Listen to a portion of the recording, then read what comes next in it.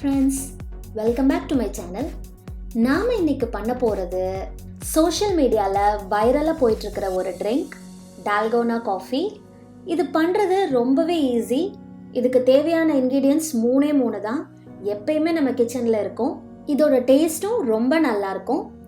சில்லுன்னு இருக்கிற பாலில் இந்த காஃபியோட கொஞ்சம் கசப்புத்தன்மையும் சேர்ந்து நீங்கள் அதை குடிக்கும்போது ரொம்பவே நல்லாயிருக்கும்.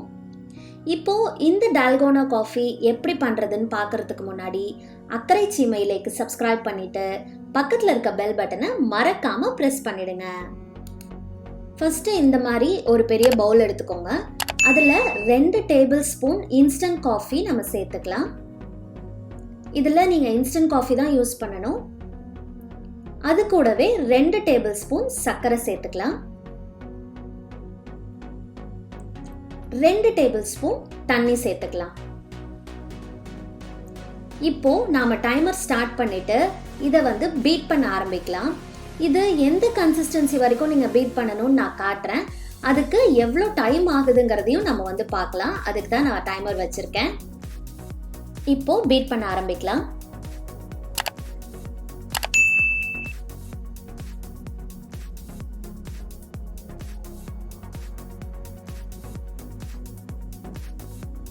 இப்போ இந்த மாதிரி சாஃப்ட் பீக்ஸ் வந்திருக்கு.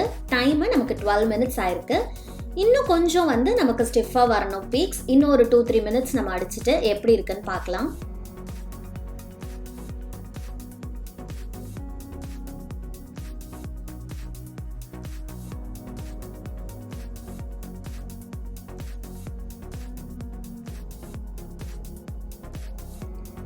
இப்போ இந்த மாதிரி கன்சிஸ்டன்சில இருக்கணும் நமக்கு காஃபி க்ரீம். கரெக்டா 15 மினிட்ஸ் ஆயிருக்கு. இப்போ நம்ம ஸ்டாப் பண்ணிக்கலாம். இப்படி கூம்பு மாதிரி நிக்கணும் உங்களுக்கு. அந்த அளவுக்கு நீங்க அதை நல்லா பீட் பண்ணிக்கணும்.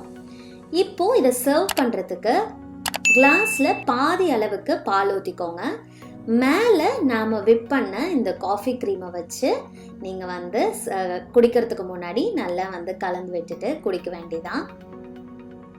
இது எல்லாரும் கண்டிப்பாக ட்ரை பண்ணி பாருங்க. எல்லாம் ருசியாக சமைங்க, நல்லா சாப்பிடுங்க, என்ஜாய் பண்ணுங்க. என் வீடியோ பிடிச்சிருந்ததுன்னா லைக் பண்ணுங்க, ஷேர் பண்ணுங்க, கமெண்ட் பண்ணுங்க. அக்கறை சீமையிலேக்கு சப்ஸ்கிரைப் பண்ணுங்க. பக்கத்தில் இருக்க பெல் பட்டன் நமக்கு மறந்துடாதீங்க. தேங்க்ஸ் ஃபார் வாட்சிங். See you in the next video.